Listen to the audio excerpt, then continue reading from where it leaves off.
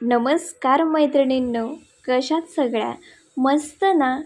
आज आपण खूप खूप सोप्या पद्धतीने बेसन लाडू बनवतोय.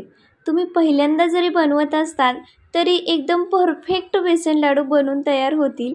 घरातील सगळे आवडीने खातील आणि तुमचं कौतुकसुद्धा करतील. बेसन पीठ घ्यायचं आहे आपल्याला 3 वाटी. वाटीने किंवा कपाने मोजून तुम्ही बेसन पीठ घेऊ शकता. 3 वाटी बेसन पीठ. बारीक गॅसवर 10 मिनटं बेसन पीठ भाजून घ्यायचं. तर बेसन पीठ भाजत आहे तोपर्यंत 3 वाटी बेसन पिठासाठी 1.5 वाटी साखर घेऊ. तुम्ही कपाने मोजून घेतलं असेल तर 1.5 कप साखर घ्या. साखरेचं प्रमाण तुम्ही तुमच्या आवडीप्रमाणे कमी जास्त घेऊ शकता. तुम्हाला जेवढं गोड आवडतं त्याप्रमाणे. आता याची एकदम बारीक पावडर तयार करायची. नाहीतर तुम्ही इथं रेडीमेड पिठी साखरसुद्धा वापरू शकता बरं का. आता बेसन पीठ इथं छान मिक्स करत, एकसारखं मिक्स करत बारीक गॅसवरच 10 मिनटं भाजायचं आहे बरं का. खूप मस्त घरामध्ये सुगंध येत आहे बेसन पीठ भाजल्याचा. आता ज्या वाटीने बेसन पीठ घेतलं आहे ना, त्याच वाटीने 1 वाटी साजूक तूप घ्यायचं. आता तुमच्याकडे तूप नसेल तर तुम्ही इथं तेलसुद्धा वापरू शकता किंवा आपल्याकडे विकत डालडा मिळतो दुकानामध्ये, तो डालडासुद्धा वापरू शकता तुमच्या आवडीप्रमाणे. इथे मी साजूक तूप घेतलेलं आहे 1 वाटी. आता एवढं सगळं तूप आपल्याला लागलेलं नाही, थोडंसं तूप आपलं उरलेलं आहे. म्हणजे जवळपास आपण अर्धी वाटी आणि थोडंसं तूप संपलेलं आहे आपलं. कारण आपण तूप थोडं थोडं घेऊन बेसन पीठ भाजलेलं आहे. जास्तही तूप वापरलेलं नाही आणि कमी पण नाही. थोडं थोडं तूप घेतल्यामुळे आपल्याला अंदाज येतो किती आपल्याला तूप लागतं. एकदम तूप जर मिक्स केलं तर ते तूप जास्त होतं. तर इकडे बघा, मी थोडं थोडं तूप घेत हे बेसन पीठ भाजून घेत आहे व्हिडिओमध्ये दाखवल्याप्रमाणे. आता थोडंसं तूप छान मिक्स केलं म्हणजे 2-3 वेळा टप्प्याटप्प्याने आपल्याला तूप घ्यायचं आहे. एकदम तूप आपल्याला याच्यामध्ये मिक्स करायचं नाही. एका वाटीमधलं आपलं थोडंसं तूप उरलेलं आहे. आता हे बघा, या पद्धतीने आपलं बेसन पीठ छान झालं पाहिजे.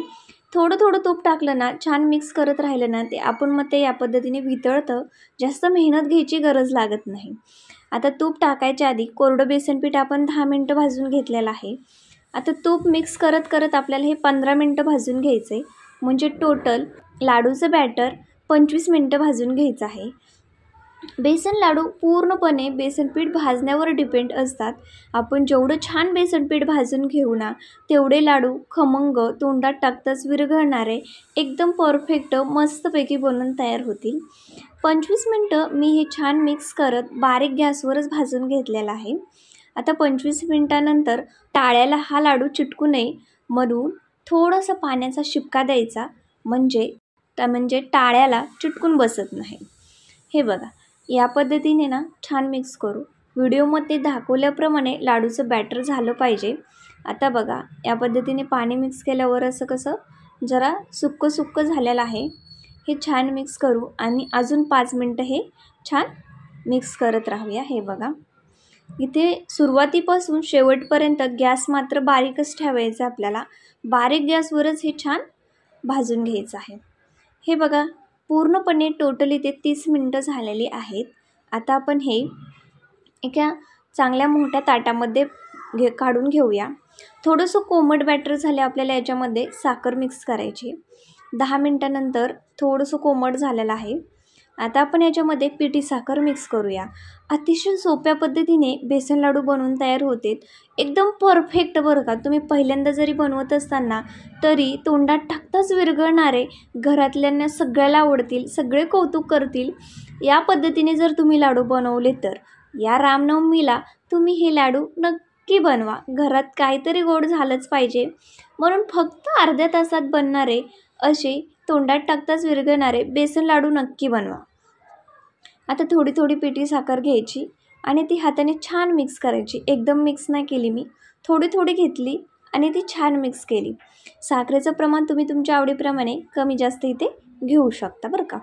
हे छान मिक्स केलं आणि तुम्ही बघू शकता या पद्धतीने ते मिक्स झालेलं आहे. थोडंसं बॅटर घेऊ आणि याचा लाडू तयार करू.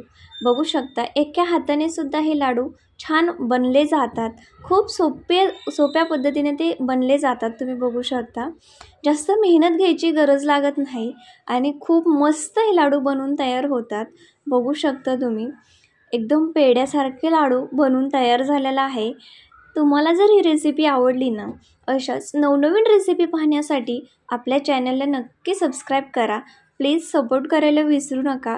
शेजारीच बेल आयकनला क्लिक करा, म्हणजे जेव्हा कधी आपला नवीन व्हिडिओ येईल ना, सर्वात आधी तुम्हीच बघाल. आणि रेसिपीला लाईक करायला विसरू नका. अशाच पद्धतीने मी सगळे लाडू पटपट बनवून घेतले आणि तोंडात टाकताच विरघळणारे बेसन लाडू खूप खूप सोप्या पद्धतीने बनवून तयार झालेले आहेत.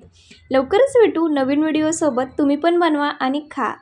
मैत्रिणींनो, आजची तुम्हाला बेसन लाडूची रेसिपी कशी वाटली कमेंट करून नक्की सांगा आणि नक्की बनवा. जय श्रीराम.